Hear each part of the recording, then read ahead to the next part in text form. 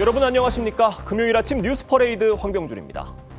대선이 46일 앞으로 다가왔습니다. 국민의힘 대선 경선 후보가 오늘 한자리에 모여 공약을 발표합니다. 주말 TV 토론까지 진행한 뒤에 경선 후보를 4명으로 압축할 예정입니다. 먼저 황정민 기자입니다.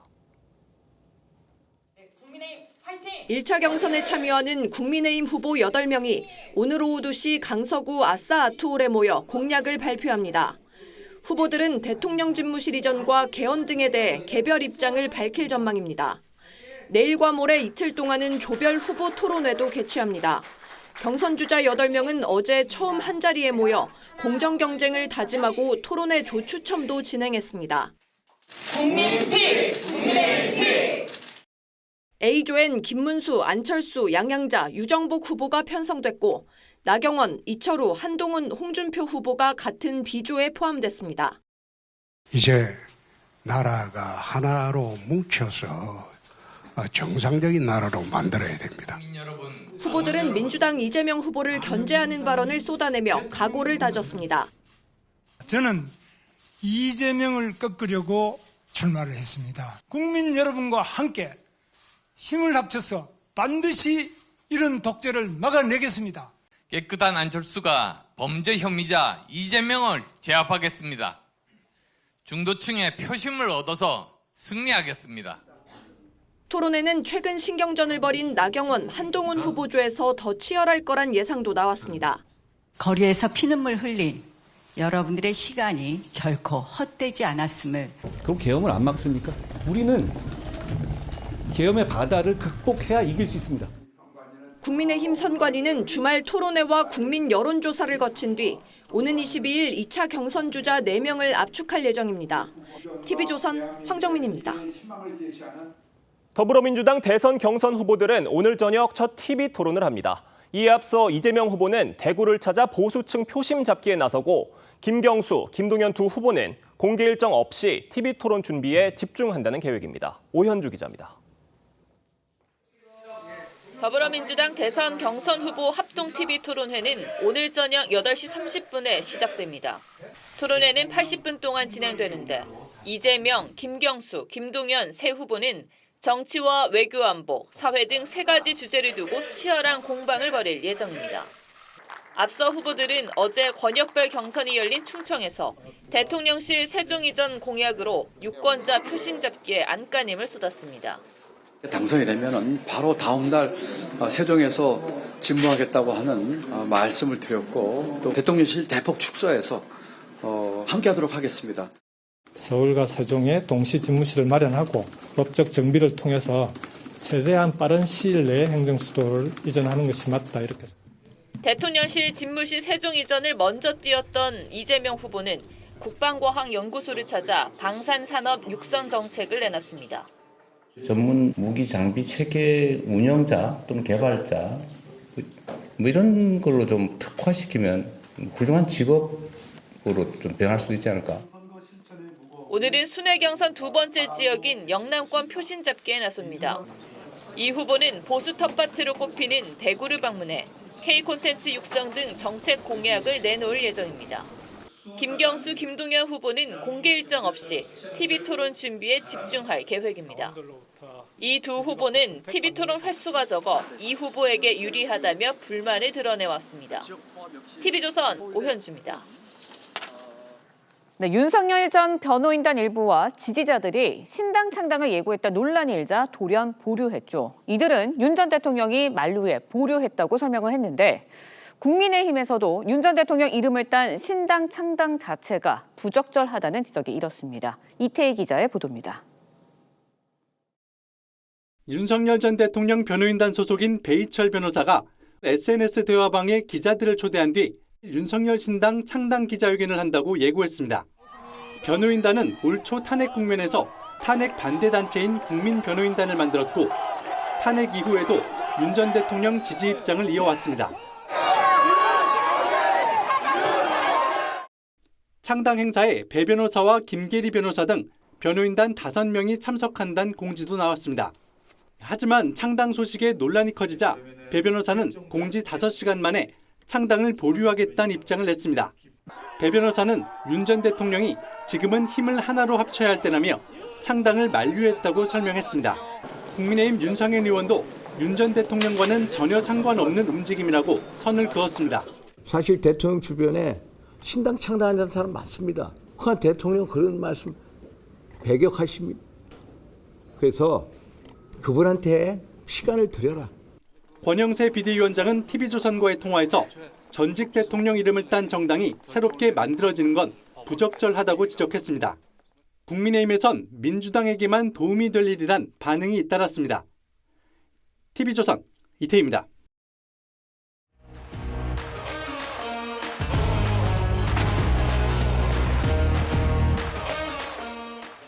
정치권 소식 짚어보는 아침의 맞수 시간입니다. 노동일 파이낸셜 뉴스 주필 이승훈 더불어민주당 전략기획위 부위원장 나오셨습니다.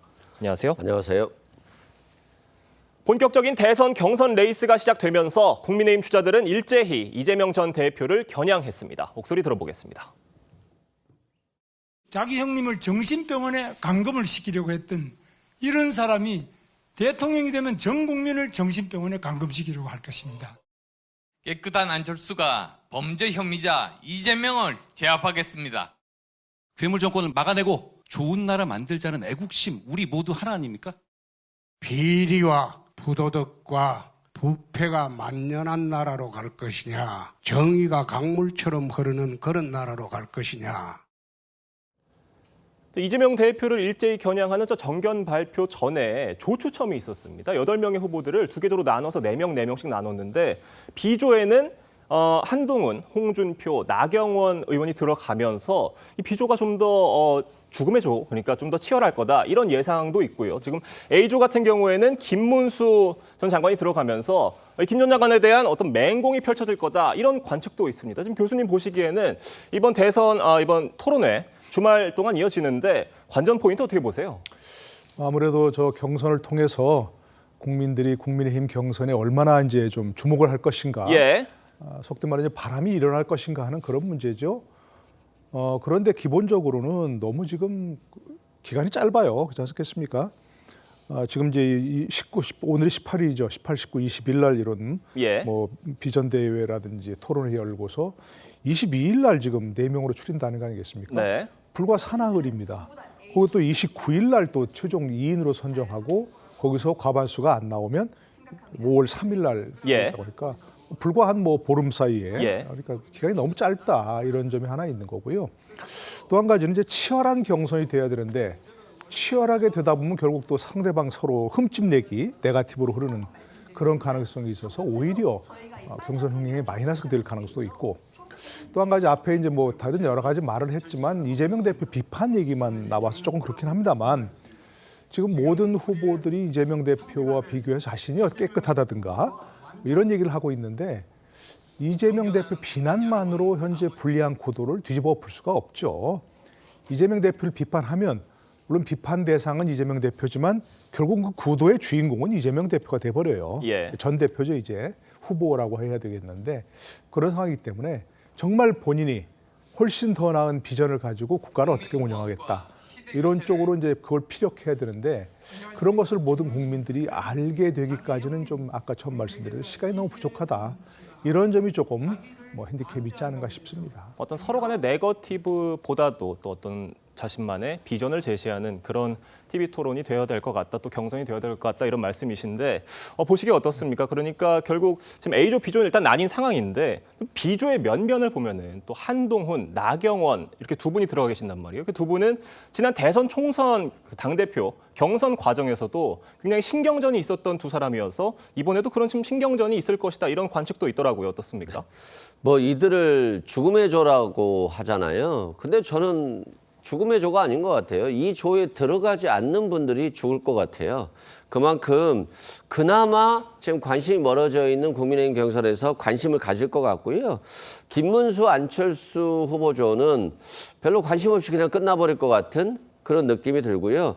문제는 나경원, 한동훈, 홍준표 조에서 이제 탄핵의 강과 관련해서 건널 것이냐 아니면 여전히 이들이 윤석열 전 대통령에 대한 탄핵은 잘못됐다. 계엄은 잘했다라고 하면서 한동훈 전 대표를 포위할 것이냐 이런 부분은 결국 본선에 갔을 때 국민의힘이 아주 패배할 수 있는 가장 중요한 요소거든요. 그래서 이번 경선이 중요한 부분은 책임지고 하는 모습들을 보여줄 것이냐고요. 두 번째는 이재명 대표 포비아만 있지 내가 뭐 할 것이다라고 하는 것이 지금 언론에서 비치지 않아요. 물론 본인들이 뭐 하고 싶겠다라는 말은 하고 있겠죠. 그런데 그만큼 이들이 뭔가 하고 싶다라고 하는 정책과 비전이 전혀 보여지지 않고 두각을 나타내지 않고 있기 때문에 결국 자신들이 유능하다는 모습을 보여주지 못하고 있다는 것이 문제고요. 또 마찬가지로 후보들이 아무리 잘한다고 해서 못하겠어요. 밭이 좋아야 되는 것이잖아요. 밭을 좀 갈아엎어줘야 되는데 열매를 맺기에는 좀 쉽지 않은 밭이다라고 말씀드립니다. 물론 뭐 이제 변호사님의 의견이시긴 합니다만 또 A조가 너무 무관심 속에 끝날 것 같다고 단정적으로 말씀해 주셔서 또 A조에는 김문수 전 장관, 그러니까 탄핵에 대해서 지속적으로 반대를 해왔던 김문수 전 장관 계시고 유정복 시장 같은 경우에는 최근에 윤석열 대통령의 탈당을 언급했었거든요. 이 둘의 어떤 구도도 주목해 볼 만하다 이런 분석도 있더라고요. 근데 이제 김문수 후보에 대해서 개인적으로 좀 이해가 안 되는 부분이 너무 준비가 안 됐다는 생각이 들어요. 갑자기 유튜브 하시다가 갑자기 장관 되시고 또 갑자기 대선 후보로 나왔는데 갑자기 1위 후보가 돼 있는 거잖아요. 그래서 일단 이해가 안 된다. 두 번째는 준비되지 않았을 것으로 보인다. 그리고 윤석열 전 대통령에 대한 탄핵 반대만으로 1위 후보가 된 것 같아서 이 부분에 대한 검증이 이루어지면 거품이 빠질 가능성이 아주 높다라고 말씀드립니다. 네, 여튼 지금 이 8명이 TV 토론을 거쳐서 또 22일에 최종 4명의 후보로 압축이 되는 건데 이 4명 안에 누가 들어갈 거냐를 놓고도 굉장히 지금 관측들이 분분한 상황입니다. 일단 전체적인 그런 분석들을 보면은 한동훈, 홍준표 또 이렇게 들어가고 나머지 이제 나경원과 안철수 후보가 누가 들어갈 것이냐를 놓고도 의견이 좀 분분한 것 같은데 어떻게 보세요? 누가 들어가고 누가 빠질 것 같다 얘기하는 게 굉장히 곤란한 질문 아닙니까? 어쨌든 뭐 다 길고 짧은 건 대봐야 되는데 기본적으로 첫 번째 조건이 우선 아까 얘기한 대로 시간이 너무 없어요.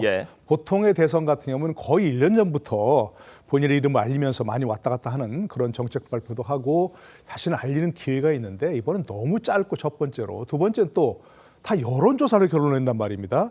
1차에서는 100% 국민 여론조사고 2차에서는 당원 국민 50대 50이거든요. 그러니까 결국 여론조사란 것은 지금에 나오는 여론조사는 대개는 인지도 싸움이거든요. 그러니까 지금 그 일반 여론조사 많이 언론에서 보도되는 여론조사에 나오는 것들은 대개 그런 얘기들입니다. 그러니까 아마 현재 4강은 일반적으로 많이 언론에서 보도되는 대로 그런 여론조사 결과대로 되지 않을까 싶은데요. 뭐 정말 길고 짧은 건 대봐야 되는데 특히 당원들이 50대 50에서 2차 경선에서 누구를 정말 지지하고 지지하지 않는가 아마 결론에 날 가능성이 높아요. 20대 대통령 후보에서 우리가 봤지 않습니까? 경선에서 윤석열, 홍준표 후보가 붙었는데 맞섰는데 기본적으로 홍준표 후보가 민심에서는 굉장히 앞섰는데 당심에서 많이 떨어져가 결국 윤석열 후보가 됐지 않습니까? 그런 경우가 아마 특히 당에서 당원들이 많이 참여할 가능성이 높기 때문에 당원들에 대한 소구력이 누가 있는가 하는 그런 점이 굉장히 중요할 거로 생각이 됩니다. 결국 당심에 호소를 하는 그런 모습들이 많이 이어질 수 있다. 이런 전망으로도 이어질 수 있을 것 같은데 보시기에 어떻습니까? 그러니까 지금 최종 후보는 누가 될 것으로 보시는지도 궁금하고 지금 민주당에서는 사실 이 후보만큼은 최종 후보로 선정되지 않았으면 좋겠다 하는 후보도 있을 것 같거든요. 비교가 된다면 어떻습니까? 일단 김문수 후보는 당선되지 않았으면 좋겠어요. 왜냐하면 국민의힘이 정말 너무 망가질 것 같고 망가진 것을 떠나서 국민들까지 더 힘들거든요. 그런 측면에서 김문수 후보는 안 될 후보다. 전혀 준비가 안 된 후보고 그냥 극우 윤석열 대통령 지지만 하다가 1위 후보가 된 거 아닌가 싶고요. 홍준표 한동훈 후보가 좀 가능성이 좀 있다고 봐요. 그런데 이제 비정상의 정상화를 만들려면 계엄을 반대하고 탄핵을 인정하고 그리고 여기에 대해서 반성하는 그래서 이게 가장 민주주의의 기본이거든요. 그런 측면에서 저는 마치 김문수 후보가 1등이 날 것이라고 생각하는 사람들도 있겠습니다만 저는 보수의 중심 TK에서도 또는 PK에서도 결코 상식적이지 않은 부분을 밀지 않을 것이다. 그래서 저는 한동훈, 홍준표 후보가 1, 2등에 될 가능성이 아주 높다라고 생각됩니다. 그 두 후보 중에 누가 더 이재명 후보랑 붙었을 때 민주당으로서는 더 어려운 후보라고 좀 전망하시는 게 있으세요? 저 도토리 키재기 아닐까요? 저는 둘 다 예. 어렵다라고 보고요. 예. 그래서 경선 시작하기도 전에 김빼기 작전으로 뭐 한덕수 총리 얘기가 나오는데요. 결국 한덕수 대행도 출마하지 못할 거라고 봐요. 그건 무능한 정부의 책임을 멀어질 수 없기 때문이라는 것이고요. 결국 자강론을 통해서 국민의힘이 쇄신하는, 그러니까 이번 대선에서 이기기 어렵다 할지라도 국민의힘이 다음 지방선거, 뭐 총선을 바라보면서 좀 쇄신하고 반성하는 모습, 책임지는 모습을 보여주는 것이 국민들에 대한 도리다라고 생각됩니다. 알겠습니다. 저희가 어제 발표된 여론조사도 짧게 좀 짚어보겠습니다. 방금 나왔던 그 여론조사 한번 다시 보여주시죠. 이 여론조사인데요. 홍준표 후보가 12%, 한동훈 10%, 김문수 9%, 다만 오차 범위 내에 있는 수치들이어서 저희가 우열을 매기기는 어려운 상황이고 지금 주목돼서 보이는 게 모름과 무응답시 55%입니다. 지금 저 퍼센트가 결국 나중에 이 유권자들이 마음의 선택을 해야 될 때는 결국 어디론가 다 분산이 될 텐데 어디로 분산이 될 것으로 보세요, 교수님? 대체로 저기 결과가 우리 아까 얘기한 대로 되게 예. 인지도 순인 거죠. 홍준표 후보 너무 잘 알지 않습니까? 국민들이 예. 여러 차례 대통령 나왔고 또 계속해서 계속 정치 이슈를 제기하면서 모르는 국민들이 있겠습니까? 또 한동훈 전 대표는 또 계속 직전에 전 대표였고 계엄정국에서 굉장히 유명해졌고 대체로 뭐 그런 인지도 범위는 나온 것 같고요. 대체로 저분들이 상당히 예상되는 건데요. 예. 지금 말씀하신 대로 사실 그렇습니다. 지금 모름, 무응답 이런 분들은 아예 정말로 모른다 또는 관심이 없다. 아예 정말 누구 찍고 싶지 않다. 이런 분들이 많거든요. 기권으로 이어질 수도 있습니다. 그렇습니다. 예. 그런데 이제 그런 것도 이어지는데 결국은 저분들이 이제 당원 저쪽에서 그래도 당원이라면 뭐 열심히 하지 않게 참여할 가능성이 있지 않겠습니까? 예. 그 당원들이 누구에게 마음을 주느냐. 현재로서는 봐서 뭐 당원들이 뭐 김문수 전 지사 전 장관 뭐 지지율이 높다고 하지만 그것도 속단할 수 없고 어쨌든 토론 과정에서 이 비상계엄과 탄핵 문제에 대해서 어떤 그런 자세를 취하느냐 그런 정도가 아마 변수가 되지 않을까 싶은 생각이 있습니다. 알겠습니다. 저희가 계속해서 민주당 얘기도 해보겠습니다. 3명의 후보들은요. 첫 순회 경선지인 충청권 표심 잡기에 나섰습니다. 목소리 들어보겠습니다. 국토 균형 발전 그리고 수도권 집중 문제를 해결하는 것은 대한민국의 미래를 위해서 반드시 필요한 일입니다. 법적 정비를 통해서 최대한 빠른 시일 내에 행정수도를 이전하는 것이 맞다 이렇게 생각합니다. 제가 대통령 만약에 당선이 되면은 바로 다음 날 세종에서 직무하겠다고 하는 말씀을 드렸고. 충청권이라고 한다면 역대 대선에서 늘 어떤 캐스팅 보트 또는 중도층 표심의 상징처럼 여겨져온 곳인데 여기 표심을 의식해서인지 세 후보 모두 지금 세종 이전을 들고 나왔습니다. 이게 국민의힘에서는 다시 청와대로 복귀해야 된다 이런 얘기도 나오는 반면에 민주당에서는 모두 충청권 표심을 의식해서인지 지금 세종 이전을 들고 나왔어요. 어떻게 보셨습니까? 뭐 충청권 표심을 의심한 것도 있죠. 그러나 세종으로 이전해야 될 필요성은 충분히 있는 것 같아요. 지금 수도권이 너무 포화 상태이고 그러면서 국민의 삶의 질이 굉장히 떨어지고 있거든요. 그런데 세종 집무실로 이전한다고 한다면 국토의 균형 발전, 지방 분권, 그리고 지방 소멸이라고 하는 아젠다를 좀 깨트릴 수 있는 중요 부분이거든요. 꼭 수도가 또 세종 집무실이 청와대에만 있어야 되는 건 아니거든요. 그래서 세종으로의 이전은 이제는 이제 이전해야 된다. 그래서 서울과 지방 분권 간의 어떤 분권적인 발전 이게 꼭 필요하다라고 보고요. 민주당 경선 벌써 보십시오. 차기 정부에서 어떤 어젠다를 가지고 국가를 운영할 것인가를 얘기하잖아요. 뭐 이재명 대표를 비판하고 비방하고 이런 이재명 포비아로 얘기하는 것이 아니라 정책과 비전으로 얘기하고 그게 두각된다라고 하는 것들은 민주당이 굉장히 공고하고 강해졌다라고 하는 것을 보여준다라고 말씀드립니다. 알겠습니다. 지금 다만 대통령실 세종 이전의 경우에는 이게 개헌 사항이잖아요. 아직까지 넘어야 될 산이 굉장히 많은데 어떤 구체적인 로드맵이 필요해 보이거든요. 어떻게 보시습니까? 그래서 이제 뭐 국회 분원 설치하고 세종에 또 대통령 제2집무실을 만드는 건 이미 합의가 된 사항입니다. 네. 일부 추진이 되고 있고요. 그런데 지금처럼 이렇게 분원 또 뭐 제2집무실 하면서 이렇게 어정쩡한 상태로 두는 거는 국가적으로도 저는 바람직하지 않다 생각합니다.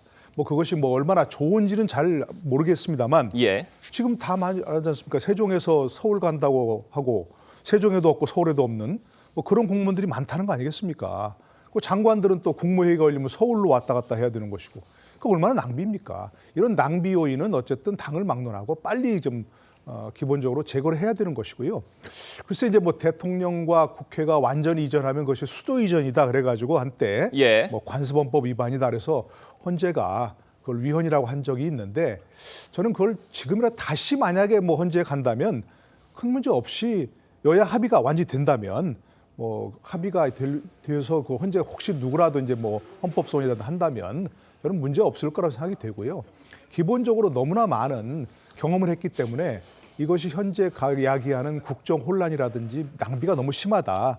그래서 이전할 필요성이 있다 하는 그런 것도 충분히 논리적으로 이해가 된다고 생각하거든요. 예. 그렇기 때문에 저는 차기 정부에서는 기본적으로 뭐 분원, 제2집무실뿐만이 아니고 완전히 이전하는 것도 저는 한 가지 방법이라고 생각합니다. 네, 뭐 방법일 수 있으면서 또 국가적 논의와 사회적 합의가 충분히 이루어질 필요가 있다 이런 말씀이십니까? 네, 여야가 합의하고 예. 정치권이 합의한다면 저는 충분히 가능한 일이라고 생각합니다. 알겠습니다. 저희가 다음 소식으로 넘어가 보겠습니다. 헌재가 한덕수 권한대행의 헌법재판관 지명 효력을 정지한 것을 두고 후폭풍이 이어지고 있습니다. 국민의힘과 민주당의 입장도 엇갈렸는데 먼저 들어보겠습니다. 출마설을 모락모락 피우면서 정치적 중립성을 훼손하는 일은 역사와 국민에 대한 반역이자 모독입니다. 헌재가 이를 임의로 제한한 것 자체가 법리적 판단이 아닌 정치적 재판을 한 것입니다. 그러니까 헌재 판결로 인해서 한덕수 대통령 권한대행이 지금 어떤 차출론 또 그리고 대망론이 대두된 상황이었는데 지금 이에 대해서 어떤 좀 차질이 생겼다, 좀 제동이 걸렸다 이런 분석들도 나오고 있거든요. 어떻게 보십니까? 글쎄요, 저는 먼저 헌재 결정에 대해서 예. 이건 도무지 일반적으로는 법리로서는 이해할 수 없는 판결이다, 결정이다 이렇게 먼저 얘기할 수밖에 없습니다. 기본적으로 이런 얘기했습니다. 대통령 권한대행이 헌재 재판관을 지명할 권한이 있다고 단정할 수 없다. 예. 이게 말입니까? 막걸리입니까? 정말로. 이거는 재판이 아니고 정치고요. 법적 논리가 아니고 정치 구호일 뿐입니다. 말이 안 되는 얘기고요. 그러면 이렇게 얘기할 수 있죠. 없다고 단정할 수 없다. 그렇지 않습니까? 법에 어디에 대통령 권한대행이 대통령 목대 재판관을 지명할 수 없다고 어디 근거가 있습니까? 첫 번째 그런 것이고요. 말이 안 되는 거죠. 저는 첫 번째 예전부터 권한대행 얘기할 때 예. 대통령의 권한을 대신 행사한 사람이기 때문에 대통령의 모든 권한을 행사할 수 있는 겁니다. 다만 자제할 뿐이라고 얘기한 거죠. 그 자제한다는 게 법적 얘기가 아니지 않습니까? 이렇게 얘기하는 건 헌재는 말이 안 되는 재판 대신 정치를 한 것이고요. 또 한 가지. 기본적으로 헌법 소원을 하고서 그걸 가처분 한 거 아닙니까? 헌법 소원에 근거해서. 예. 헌법 소원이라는 건 자신의 권리가 현재 침해됐기 때문에 할 수 있는 것이거든요. 누구의 권리가 침해됐습니까? 말이 안 되는 결정이다. 그렇기 때문에 저는 혹시나 이제 한덕수 대행 차출론이 지금까지 이제 이어져 왔다면 이 헌재 결정과는 관계 없는 거다. 저는 다른 정치적 얘기지 헌재 결정이 있기 때문에 차출론에 지장이 있고 헌재 결정이 없었다면 뭐 지장이 없었다. 그런 건 아니라고 생각합니다. 네, 그러니까 지금 헌재의 가처분 인용 결정에 대해서 굉장히 강하게 비판을 해주셨는데 일단 저희가 헌재의 결정을 존중하면서 또 본안 판단을 지켜볼 필요가 있다라는 말씀을 저희가 일단 정리를 하고, 그러니까 헌재의 어떤 가처분 인용 결정 요지를 정리를 해보면은 대통령 권한대행에게 헌법재판관을 지명할 권한이 있는지를 단정할 수 없다는 거니까, 그러니까 결국 그 대통령 권한대행 권리시에 대통령 권한대행의 범위가 어디다 이렇게 규정을 한 건 아니었어요. 이 판단에 대해서 어떻게 보시는지 궁금하고 결국 이 한덕수 권한대행의 지금 행보에 어떤 영향을 좀 미칠지도 궁금한데요. 예를 들어서 윤석열 대통령에 대한 탄핵 결정이 나오기 전이라고 한다면 예. 사실상의 권한 대행이죠. 그러면 이때는 마흔형 헌법재판관도 임명하고 다른 헌법재판관도 지명했을 때 헌법재판소의 판단이 달라질 수 있을 거예요. 그런데 윤석열 전 대통령은 이미 탄핵이 확정이 됐어요. 그러면 한 달 반만 있으면 새로운 대통령이 나오는데 그 대통령이 헌법재판관을 지명하더라도 현재 7인 체제이기 때문에 헌법재판소 운영에 전혀 지장이 없거든요.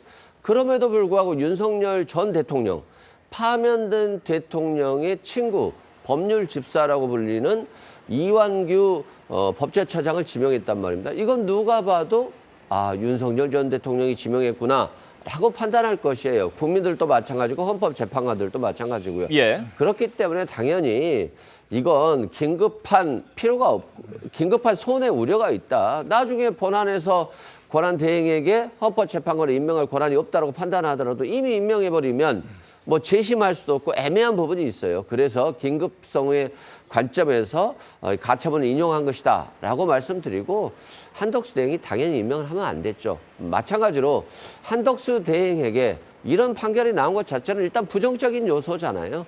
자신이 지난 3년간 총리로서 무능한 모습들 또 무책임한 모습들을 보여줬고 지금 조기 대선을 관리하는 분이 지금 출마를 안 한다라고 얘기를 하고 있으니 굉장히 공정해 보이지도 않거든요. 그래서 저는 한덕수 대행이 출마하지 않을 거라고 보지만 빨리 이제 자신의 위치를 실감하고 출마하지 않겠다라고 하는 발표를 하는 것이 조기 대선 관리자로서의 당연한 자세다라고 생각됩니다. 네, 알겠습니다. 오늘 두 분 말씀은 여기까지 듣도록 하겠습니다. 감사합니다. 문영배 헌법재판소장 권한대행과 이미선 재판관이 오늘 퇴임합니다. 한덕수 권한대행의 후임 재판관 지명 효력이 정지되면서 현재는 당분간 7인 체제로 운영될 것으로 보입니다. 임서인 기자입니다. 지난해 10월부터 헌법재판소장 권한대행을 맡아 윤석열 전 대통령 탄핵 심판을 이끈 문영배 재판관. 주문, 피청구인 대통령 윤석열을 파면한다. 오늘로 임기 6년을 마무리하고 퇴임합니다. 같은 시기에 임기를 시작한 이미선 재판관도 함께 퇴임합니다. 탄핵 심판은 헌법과 헌법재판소법에 따른 심판으로 일반 법원의 재판과는 다르며 두 재판관은 2019년 4월 문재인 전 대통령의 지명으로 재판관이 됐습니다. 퇴임식은 오전 11시 헌법재판소 대강당에서 열리는데 이들이 퇴임하면 헌재는 당분간 7인 체제로 운영됩니다. 헌재가 한덕수 대통령 권한대행이 재판관 후보자 2명을 지명한 행위의 효력을 정지해달라는 가처분 신청을 받아들였기 때문입니다. 마은혁 재판관 취임으로 9인 체제를 갖춘 지 열흘 만에 다시 재판관 공석이 생긴 겁니다. 헌재법 제23조는 재판관 7명 이상 출석으로 사건을 심리한다고 규정하고 있어 7인 체제에서도 사건 심리와 선고는 가능합니다. 하지만 인용 결론에 6인 이상의 찬성이 필요한 탄핵이나 정당 해산 등 중대 사건은 걸림돌이 될 가능성이 큽니다. 7인 체제는 새 대통령이 취임해 재판관 후보자를 지명할 때까지 유지될 것으로 보입니다.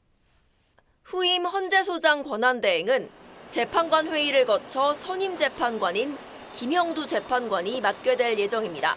TV조선 임서인입니다. 네, 문재인 정부 당시 부동산 대책 효과를 부풀리기 위해 통계를 조작한 정황이 감사원의 감사 결과 드러났습니다. 청와대에서는 속칭 통계 마사지를 지시하고 국토부는 부동산 원장에게 사표까지 언급하면서 조작을 요구했는데 감사원은 통계 조작 횟수가 최소 100번이 넘는다고 밝혔습니다. 홍현주 기자의 보도입니다. 2021년 7월 서울 아파트값 변동률이 오르지 않고 전주와 동일한 것으로 보고되자 청와대 행정관은 국토부 사무관에게 마사지 좀 한 거냐고 물었습니다.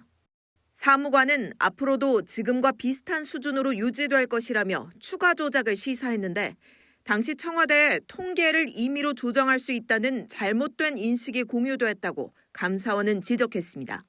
김현미 당시 국토부 장관이 보합은 절대 안 된다고 말하자 담당 실장은 과장에게 감정원에 한 주만 더 마이너스로 조정해달라고 하라고 지시한 사례도 있었습니다. 어느 정도 올랐다고 보시나요? 감정원 통계로 11% 정도 올랐다고 알고 있습니다. 몇 퍼센트? 통계 조사를 실시하는 부동산원이 협조하지 않자 국토부 실장은 원장에게 사표를 내라고 했고 국토부 차관도 사퇴를 종용했습니다. 부동산원 조직과 예산을 날려버리겠다는 표현까지 나올 정도로 압박이 반복됐고 부동산원에선 얘들아 국토부에서 낮추란다, 낮추자란 지시도 나왔습니다. 감사원은 감사 결과 최소 102차례 통계가 조작됐다고 발표했는데 2017년부터 4년간 부동산원이 발표한 서울 주간 주택가격 변동률은 민간조사치와 40%포인트 이상 차이가 났습니다. 이명박, 박근혜, 윤석열 정부 시절 민간과의 통계 격차는 0.4%포인트에서 2.3%포인트 수준입니다. TV조선 홍현주입니다. 전해드린 대로 감사원이 문재인 정부가 집값 통계를 최소 102차례 왜곡했다는 감사 결과가 나왔습니다. 네, 최진영 변호사, 조연산 변호사와 함께 자세한 이야기 나눠보도록 하겠습니다. 안녕하세요. 네, 안녕하십니까? 지금 저희가 앞서 리포트에서 봤듯이요. 지금 102차례라는 횟수도 횟수고요. 지금 청와대가 집값 통계 조작을 압박했다. 이런 정황도 포착이 된 거고 지금 수치를 자동으로 바꿔주는 프로그램까지 동원했다고 하는데 어떻습니까? 저도 깜짝 놀랐는데요. 정말 그게 사실이라고 한다고 하면 이것은 이른바 제2의 드루킹 사건이 아닌가 하는 생각이 듭니다. 드루킹 사건이란 것이 여론 조작 프로그램인 이 킹크랩으로 여론을 조정했다라고 하면은 이번에는 통계를 조작하는 프로그램을 해서 사실상 통계주도 성장을 했던 것이 아니냐 이런 얘기가 나오는 걸 아니겠습니까? 통계인 것을 이제 조작하는 것은 허위인 데이터를 공무원이 작성하는 것이기 때문에 그 자체로 형법상 그 허위 공문서 작성 및 동행사죄, 나아가 통계법 위반 이런 부분이 있는 것이고 더불어서 이것이 한두 번이 아니고 사실상 문재인 정부 거의 시작부터 거의 102번 정도, 48달 동안 102번이니까 거의 2달에 한 번 정도까지 했다라고 한다고 하면은 이게 문재인 정부 내내 이런 식으로 해서 본인들 말로 이게 통계 마사지가 됐다라고 한다고 하면은 어떻게 보면 그 모든 정부 정책의 근본은 이 통계를 가지고 이렇게 모든 정책 지표와 정책 방향을 정하는데 근본인 어떤 그 통계부터가 오염되고 조작됐다라는 것에서 굉장히 충격을 느끼는 것 같은데요. 아예 지금 부동산원 같은 경우에는 위에서 지시가 내려왔다. 그 위가 어디겠습니까? 예. 결국 국토부가 있고 국토부 위는 청와대이기 때문에 그런 부분에 대한 확실한 감사와 수사, 나아가 형사 처벌까지도 필요한 것이 아닌가 생각합니다. 네, 그런데 집값 통계만이 아니라요. 감사원에서는 문재인 정부가 가계소득과 고용 통계도 조작이 있었다, 왜곡이 있었다라고 지적을 했거든요. 감사원의 감사 결과 발표 어떻게 보셨나요? 통계청의 경우에는 3개월마다 한 번씩 가계 동향 조사를 실시하고 발표를 하죠. 네. 그 결과에 대해서 감사원이 지적한 부분은 일정 부분을 조작 왜곡을 했다라는 겁니다. 바라는 방향의 숫자가 나오지 않은 경우에는 취업을 한 인구에 대해서 가계 소득의 좀 더 가산을 하는 방향으로 조작을 했다라는 주장을 하고 있는데요. 그리고 비정규직 인구의 경우에도 여러 가지 그런 조사 방식의 문제로 설명하라라고 지시를 했다라는 식의 결과를 발표를 했습니다. 하지만 이거는 일단 감사원 자체의 조사 결과일 뿐이고요. 이 결과가 사실인지 여부는 어차피 법원의 판단을 통해서 밝혀낼 수밖에 없습니다. 이미 여러 관계자들이 기소가 된 상황이고요. 현재 재판이 진행 중에 있습니다. 네. 그 재판 결과를 살펴보는 것이 더욱더 정확한 결과를 알 수 있지 않을까 생각이 듭니다. 사실 이 사안에 대해서 윗선이 인지를 하고 있었느냐 마느냐 이게 가장 중요한 지점인 것 같고 그 윗선이 어디까지냐인 것 같거든요. 어떻게 보십니까? 사실 아마 시청자분들은 기억하실 겁니다. 문재인 대통령이 취임하고 나서 문재인 집무실에 큰 TV 모니터를 해서 거기에 모든 통계를 다 써놨습니다. 지금 화면에 나오고 있습니다. 맞습니다. 아마 그 부분 다들 기억하실 겁니다. 그런데 어느 순간 저게 치워졌던 것이 나는데요. 그러면 이 과정에서 전혀 최고위층이라고 할 수 있는 문재인 대통령은 몰랐느냐. 이게 가장 근본 문제 아니겠습니까? 실제 이 부분과 관련해 가지고는 감사원이 지난 2023년 9월 중에 감사 중간 결과를 발표하면서 문재인 정부의 정책실장 4명 모두 장하성, 김수현, 김상조, 이호성 실장 등 4실장 전원, 그리고 그 당시 국토부 장관이었던 김현미 장관, 그리고 부동산원 관계자들 전부 해서 한 22명 정도를 경찰에 고발을 했습니다. 검찰에. 그런데 검찰은 수사 결과 실무자를 제외하고 좀 전에 말씀드렸던 4실장 그리고 김현미 장관을 비롯한 11명을 재판에 넘긴 상태입니다. 그런데 이 문제는 뭐냐면은 문재인 전 대통령한테 통계 조작에 관한 개입까지 이 부분에 대해서는 확실하게 어떤 얘기를 하지 않았기 때문에 이 부분에 대한 검찰 수사가 확실히 필요한데 일부 이미 기소를 했습니다만 최고위층이라고 할 수 있는 문재인 전 대통령에 대한 수사까지 이어지지는 아직 않고 있는 것 같아서 과연 이 부분이 추가적으로 어떤 수사로 이어질지 좀 지켜봐야 될 것 같습니다. 네, 알겠습니다. 다음 이야기도 짚어보도록 하겠습니다. 음주운전과 불법 숙박업을 운영한 혐의로 기소가 됐었죠. 문재인 전 대통령의 딸 다혜 씨가 1심에서 벌금형을 선고받았습니다. 먼저 문 씨의 모습부터 보시겠습니다. 선고 결과에 대해서 어떻게 생각하시는지 한 번만 말씀 부탁드리겠습니다. 1,500만 원 벌금에 어떻게 생각하시는지 한번 의견 부탁드릴게요. 항소 계획 있으신가요? 벌금 1,500만 원 형이 나왔는데 네. 이거 적절한 금액으로 볼 수가 있겠습니까? 사실 사고를 내고 예. 피해자인 택시 운전기사가 다쳤다는 보도가 네. 있었는데 최종적으로 다 합의를 해버리고 그러면서 이제 피해와 관련되는 그 자료가 나오지 않다 보니까 예. 교통사고 처리 특례법이 아니고 그냥 단순 음주운전으로 지금 기소가 된 것 같습니다. 근데 단순 음주운전 같은 경우에도 혈중 알코올 농도가 0.18 정도가 되면은 징역형으로 하면은 사실상 징역 1년 내지 1년 10개월까지도 할 수 있는 것인데 예. 그래서 검찰은 그런 부분을 징역형까지 구성했습니다. 근데 어쨌든 뭐 초범이고 또 자백하고 피해자가 합의했는 이런 여러 가지 정황을 들어서 예. 벌금 1,500만 원 했는데요. 벌금 1,500만 원은 결코 약하다고 할 수는 없지만 과연 벌금할 사으로 선고할 사안인지 이 부분에 대해서는 실무가로서 조금 의문점이 있다라고 생각을 하고 실제로 검찰도 항소 여부를 결정하지 않을까 싶습니다. 네, 뭐 재판부에서는 일단 문다혜 씨의 음주운전, 그다음에 불법 숙박법 혐의 모두 유죄로 판단을 했습니다. 그리고 앞서서 짚어주신 것처럼 검찰에서는 이제 판결문 분석한 다음에 항소 결정하겠다라는 입장이거든요. 2심에 만약에 가게 된다면 처벌이 달라질 수도 있을 가능성이 있나요? 일단 문다혜 씨 같은 경우는 이 모든 혐의에 대해서 1심 단계에서 다 인정을 한 상황입니다. 범죄를 다 시인을 했고요. 용서를 구하는 반성문 같은 것을 제출했을 겁니다. 여러 가지 사정을 살펴봤을 때 이미 모든 여건에 대해서는 양형 사정은 이미 1심에서 반영되었다고 보여질 가능성이 높고요. 그렇다고 한다면 항소심 단계에서 그 결과는 굉장히 1심의 결과를 존중하는 경향이 있거든요. 그렇다고 한다면 특별한 사정 변경이 없으면 1심 판결이 그대로 유지될 가능성이 높지 않을까라는 생각이 듭니다. 네, 저희가 다음 이야기로 넘어가 보겠습니다. 법원이 윤석열 전 대통령의 내란 혐의 형사 재판의 법정 촬영을 허가했습니다. 이 첫 공판에선 법정 촬영을 금지했었는데 판단이 달라진 거예요?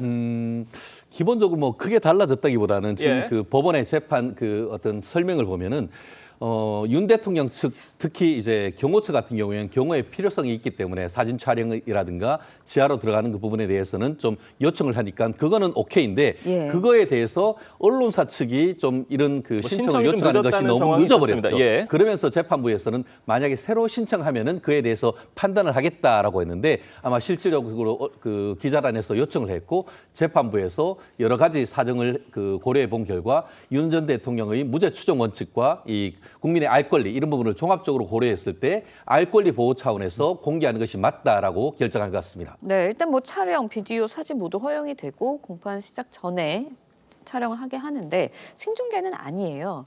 근데 이것도 짚어봐야 할 게 지하 주차장 출입 관련해서도 법원이 허가 여부 검토하겠다라는 입장이거든요.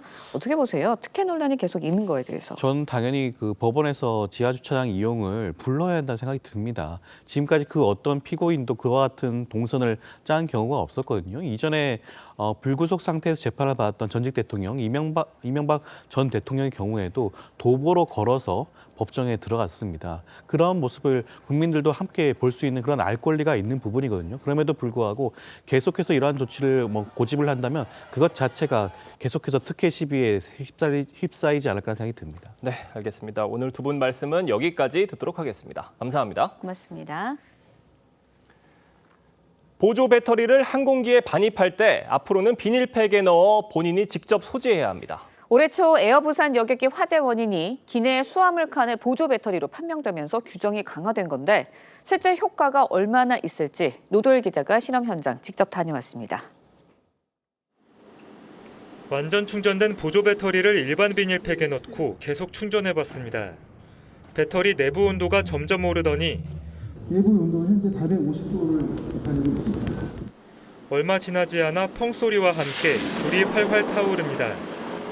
화재보험협회가 재현한 보조 배터리 열폭주 실험입니다.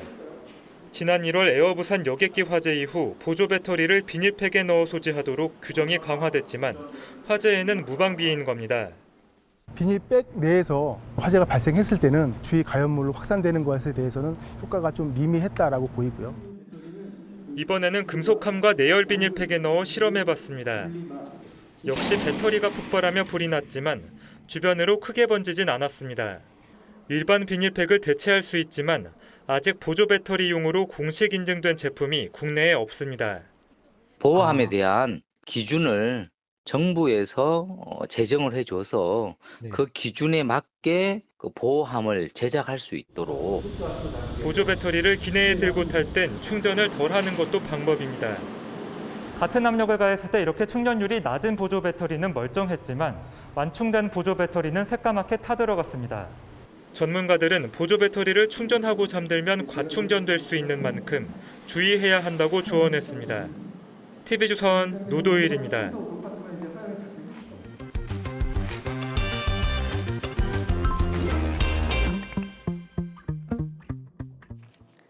네, 화재 이슈 콕 집어서 파헤쳐봅니다. 아침에 픽 시작합니다. 국제 금값 장중 온스당 3,350달러 선 뚫고 신고가 이어가고 있습니다. 치솟는 금값, 석병원 이화여대 경제학과 교수와 함께 자세히 짚어보도록 하겠습니다. 안녕하세요. 안녕하십니까. 네, 금값이 연일 금값을 제대로 하고 있습니다. 16일, 현지 시간 16일 기준 온스당 3,350달러 선 넘었어요. 그러니까 우리나라 돈으로 환율을 적용을 한다면 500만 원 가까이 된다는 거예요. 왜 이렇게 오르는 거예요? 예, 그렇습니다. 지금 금 가격이 무섭게 오르는데요. 연초 이후 금 현물 가격 상승률만 27.7%에 달해가지고 작년 한 해 동안 27% 오른 거를 이미 넘어섰거든요. 근데 이렇게 크게 오르는 이유는 세 가지가 있습니다. 첫 번째는 트럼프 대통령의 관세 정책으로 인해서 미중 갈등이 격화되면서 불확실성이 커지고 있으니까 당연히 안전자산인 금에 대한 수요가 폭증을 하고 있는 게 첫 번째 이유고요. 두 번째는 트럼프의 역시 관세 전쟁으로 인해서 미국 경기 침체도 우려되고 전 세계 경기가 침체가 되고 있는 게 예상이 되고 있습니다. 그런데 일반적으로 경기 침체기에요. 주식이나 부동산 뭐 이런 자산들의 가격이 하락하는 것보다 금값이 적게 하락을 하는 경향이 있거든요. 그래서 경기 침체가 예상이 되니까 또 금에 대한 수요를 늘리는 게 있고요. 마지막으로는 미국 달러가 지금 최근에 약세가 됐거든요. 그런데 이 달러가 약세인 상황에서는 국제 거래에서 금을 달러로 거래하기 때문에 금값은 상대적으로 달러로 표시된 금값은 올라가는데 이 달러가 약세인 이유는 미국이 경기 침체가 우려가 되니까 앞으로 미 연준이 정책 금리를 인하할 가능성이 큽니다. 그러면 정책 금리가 인하되면 금과 경쟁하는 채권이라든지 예금의 수익률이 같이 떨어지니까요. 상대적으로 안전자산으로서 금에 대한 수요는 더 늘어나서 이 세 가지 이유로 금값이 상승하고 있습니다. 네, 국내 뭐 금값도 좀 살펴보면 사상 최고치를 경신했습니다. 순금 한돈 65만 원이 넘었는데 골드바의 판매량도 굉장히 뛰고 있다고요. 뭐 품귀현상까지 벌어지기도 했었죠, 최근에. 예, 그렇습니다. 국내에서도 당연히 국제 금값이 오르면 국내 금값도 오르게 돼 있는데요. 17일 한국 금 거래소에 따르면 순금 한돈 가격이 65만 6천 원이 돼서 사상 최고치가 됐는데 전년 동월 대비로 무려 57%나 뛰었습니다. 그러다 보니까 골드바에 대한 수요도 늘어나서요. 국내 5대 은행의 골드바 판매 현황이 이미 1,742억 원이 돼가지고요. 1분기도 조금밖에 안 지났는데 지난해 전체 판매량을 88억 원이나 초과를 한 상황이 됐습니다. 그러다 보니까 2월 달에는 시중은행에서 수요를 따라가지 못해서 판매를 중단할 지경까지 이르렀다. 이런 현상이 나오고 있습니다. 네, 금값은 오르다 보니 사려는 사람들도 굉장히 많은데 팔려는 사람들도 굉장히 많아지고 있다고요? 매도도 새도 막 올라가고 있는 것 같아요? 예, 그렇습니다. 지금 보면 금값이 계속 오르고 있는데요. 어느 정도 고점에 가까운 게 아니냐, 너무 많이 올랐으니까요. 그래서 가지고 있던 금, 그걸 갖다가 고금이라고 하죠. 보유하고 있던 금을 갖다가 많이 매각을 하고 있는 것으로 보고 있습니다. 그래서 한국금거래소에 따르면요, 지난달 이 차익 실현용 보유하고 있던 금이 고금 매임을 판 사람들이 무려 75억 원어치나 팔았고요. 이러한 추세에 따르면 이달 말에는 350억 원을 넘을 것으로 보고 있습니다. 그래가지고 이달 들어서는 이제 이미 180억 원을 팔았기 때문에 지난달보다 훨씬 많이 팔리고 있는 거거든요. 그래서 이달에는 전월 대비 5배나 이상 금을 많이 팔 것으로 보고 있습니다. 네, 금값이 오르다 보니 금 관련 투자 상품도 굉장히 상승세를 보이고 있습니다. 어느 정도까지 오르고 있나요? 예, 당연히 이제 금을 관련해서 대표적으로 간접 투자 상품이죠. 상장지수 펀드들의 가격이 엄청 오르고 있는데요. 뭐 대표적으로 하나로 글로벌 금 채굴 기업 ETF는 17.6%, 예. 그다음에 코덱스 골드 선물은 10.68% 이렇게 오르면서 1위, 2위 그리고 3위까지도 금 관련된 ETF가 강세를 보이고 있고 예. 미국 시장에서도 지난 한 달 수익률 상위 5종목 중 4종목이 다 금 관련 ETF 상품인 걸로 나타났습니다. 네, 알겠습니다. 그렇다 보니까 좀 재밌는 일도 벌어졌습니다. 한때 뭐 애물단지로 취급을 받았던 전남 한평군의 황금 박쥐상이 지금은 금값 상승으로 다시 주목을 받고 있다고 하는데 어떤 일이 벌어진 거예요? 예, 그렇습니다. 한평군에서 1999년에 멸종위기 동물 1급의 황금박쥐가 그 일대에서 집단 서식하는 걸 확인한 다음에 관광 상품화 하겠다고요. 예. 2008년에 순금을 무려 162kg이나 네. 구매를 해가지고 황금박쥐상을 제작을 했습니다. 그 당시에 순금 매입 가격만 27억 원이라서 대표적인 그 예산 낭비가 아니냐 지적을 받았는데요. 네. 근데 지금 이제 그 당시보다 순금 가격이 무려 9배 이상 올랐기 때문에요. 황금박쥐상의 가치가 약 250억 원으로 추정이 돼서 예. 어떻게 보면 성공적인 투자가 아니었나 이런 평가까지 나오고 있는 상황입니다. 네, 이제는 뭐 한평군의 효자 명물이 되지 않았나라는 생각이 드는데요. 안전자산인 금 인기 높아지다 보니까 부동산보다도 금에 더 치중하는 현상을 보이고 있어요. 어떻게 보세요? 예, 하나은행 산하의 예. 금융연구소에서 그 온라인 설문조사와 프라이빗 뱅커들에게 인터뷰를 기반으로 조사한 보고서가 나왔는데요. 금융자산 10억 원 이상의 부자들에게 설문조사한 결과 10명 중 8명이 올해 실물 경기가 악화되고 부동산 경기는 더 나빠질 것으로 예. 예상을 했고요. 그다음에 그래서 투자 의향이 있는 자산으로 예금, 금, 채권을 오히려 꼽았습니다. 네. 그래서 아까 말씀드린 것처럼 경기 침체가 예상될 때는 금값이 상대적으로 적게 떨어지니까요. 다른 자산보다 금에 대한 수요가 늘어날 것으로 보고 있습니다. 예, 그런데 사실은 부동산 같은 경우는 올해 12개 자산 중 8위에 그쳐서 많이 떨어질 거라고 보고 있는데 이것은 국내에도 아직 조기 대선 정국이라서 정치적 불확실성도 커졌고 그다음에 국제 통상 질서 불확실성도 여전하기 때문에 불확실성이 크면 거래가 용이하지 않은 부동산은 원래 수요가 좀 줄어드는 경향이 있어서요. 그걸 반영하는 것으로 보입니다. 네, 알겠습니다. 지금까지 이화여대 경제학과 석병훈 교수와 함께 자세한 이야기 나눠봤습니다. 오늘 말씀 여기까지 듣겠습니다. 고맙습니다. 감사합니다. 네, 트럼프 미국 대통령이 자신의 관세 정책을 비판해왔던 연방준비제도 의장의 해임 가능성을 언급했습니다. 독자적인 통화정책 결정을 위해 임기까지 정해놓은 중앙은행장에게 사퇴 압박을 가한 건데 연준의 독립성 침해 논란이 일고 있습니다. 이루라 기자의 보도입니다. 트럼프 미국 대통령의 전방위 관세 폭탄에 경고를 내놓은 제롬 파월 미 연방준비제도 의장. And the same is likely to be true of the economic effects, which will include higher inflation and slower growth. 트럼프 대통령이 SNS를 통해 파월 의장을 직격했습니다. 유럽은행과 달리 금리 인하를 보류하고 있는 연준 의장을 향해 항상 너무 늦고 틀린다며 파월의 해임은 빠를수록 좋다고 글을 올렸습니다. 자신의 관세 정책을 비판해온 연준 의장에게 임기 중 퇴진을 공개 압박한 겁니다. I don't think he's doing the job. He's too late, always too late, a little slow. If I want him out, he'll be out of there real fast, believe me.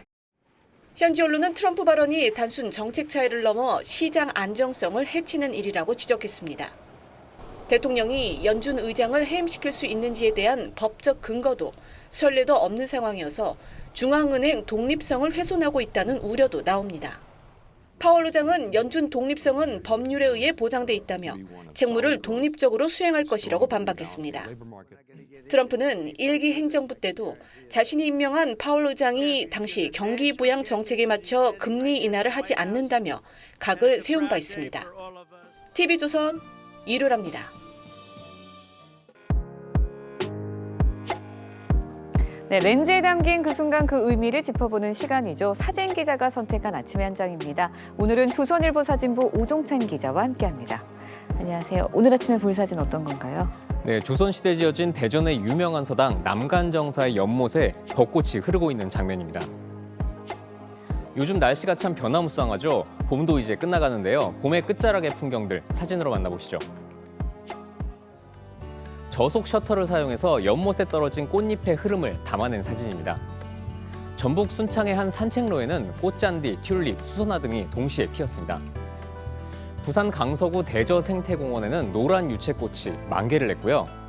전북 고창군 학원농장에는 유채꽃 뒤로 초록색 청보리밭이 펼쳐졌습니다. 네, 사진을 보니 정말 봄은 색깔이 아름다운 계절인 것 같은데요. 그런데 어제는 날씨가 마치 초여름 같았죠. 네, 어제는 서울 낮 최고 기온이 24.7도를 기록하며 올 들어 최고치를 기록했습니다. 서울 광화문 광장에서 쌍둥이 자매가 분수 터널로 뛰어들었는데요. 불과 사흘 전에 우박이 내렸던 서울 날씨가 초여름처럼 변해버렸습니다. 오늘은 대구가 29도까지 오르는 등 남부지방을 중심으로 기온이 더 올라갈 전망입니다. 네, 변화무쌍한 날씨입니다. 건강관리 잘 하셔야 될 것 같네요. 지금까지 아침 현장이었습니다.